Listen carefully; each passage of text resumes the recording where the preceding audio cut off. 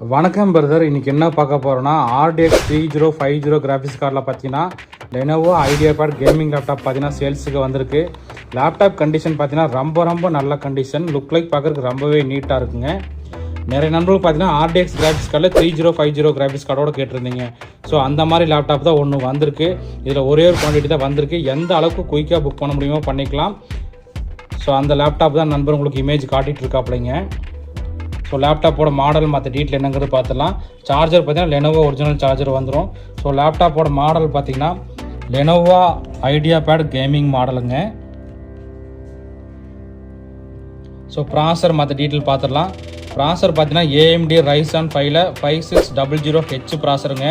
Core பார்த்தீங்கன்னா நமக்கு 6 core ப்ராசருங்க. Speed பார்த்தீங்கன்னா 3.3 GHz ஸ்பீடோட வந்திருக்கு. ரேம் பார்த்தீங்கன்னா நமக்கு 16 GB ரேம் DDR4 மொத்தம் 32 GB ரேம் சப்போர்ட் ஆகும். SSD பார்த்தீங்கன்னா நமக்கு 512 GB Nvme SSD சாம்சங்கோட வந்திருக்கு. முக்கியமாக இதில் பார்த்தீங்கன்னா Nvidea RTX 3050 டெடிக்கேட்டட் கிராஃபிக்ஸ் கார்டே பார்த்தீங்கன்னா 4 GBயோட வந்திருக்கு. ப்ளஸ் பார்த்தீங்கன்னா 2 GB AMD RADEON கிராஃபிக்ஸ் கார்டோட வந்திருக்கு. மொத்தம் 6 GB கிராஃபிக்ஸ் கார்டோட வந்திருக்கு. இந்த லேப்டாப்போட ப்ரைஸ் நம்ம தரது பார்த்தீங்கன்னா 39,000 ரூபாய்க்கு தர நண்பா. இதில் ஒரே ஒரு குவான்டிட்டி தான் வந்திருக்கு. நண்பர்கள் வந்து எந்த அளவுக்கு குயிக்காக புக் பண்ண முடியுமோ பண்ணிக்கலாம்.